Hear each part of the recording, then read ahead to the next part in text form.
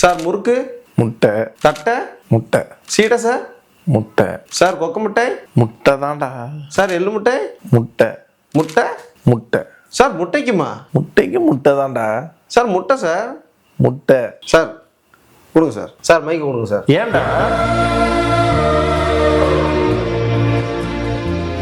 Sir அப்புறம் எதையுமே சாப்பிடக்கூடாதுன்னா எதை தான் சார் சாப்பிட்றது நாங்கள்? ஏய் இருடா சொல்றேன்டா, அதுக்குள்ள வந்துட்டான் மஞ்ச சட்டையை போட்டுக்கிட்டு. ஐயோ சாமி வேற டேய் கூட்டு போங்கடா, கோவத்துல போட்டுற போறேன். இப்ப இருக்க காலகட்டத்துல என்ன சாப்பிடணும்ன்றதை யோசிச்சு சாப்பிட வேண்டிய நிலைமையில இருக்கும். நீங்க கேட்கிற எல்லாமே வீட்டுல செஞ்சு சாப்பிட்றதுல எந்த விதமான பிரச்சனையும் கிடையாது. ஆனா ஒரே ஒரு விஷயம், அவர் கேட்டதுல கடல மிட்டாய், கொக்கோ மிட்டாய், கமரக்கட்டு, இம்ப்ளான் போட்டிருக்கவங்க கொஞ்சம் சாப்பிட்றத தவிர்க்கலாம். அதுவும் இம்ப்ளான் போட்டு ஒரு 3 ல இருந்து 4 மாசம் தான் ஆகுது. அறவே தவிர்க்கிறது பெட்டர். மீதி எல்லாருமே தாராளமா சாப்பிடலாம். நிறைய பேர் இதுல எலும்ப கடிக்கிறாங்க. எலும்ப கடிக்கிறதுனால பற்களோட தேய்மானம் ஜாஸ்தி ஆகுது. இது ஜாஸ்தி ஆகுறதுனால நம்மளுக்கு பல் கூச்சமோ பிற்காலத்துல அது வேர் சிகிச்சை செய்யற நிலைமைக்கும் போகுது. சில பேருக்கு பல்லும் உடையுது. ஈவன் கரும்பு எல்லாமே தாராளமா கடிச்சு சாப்பிட முடியும். ஆனா கேப் போட்டிருக்கவங்க தடுக்கிறது நல்லது.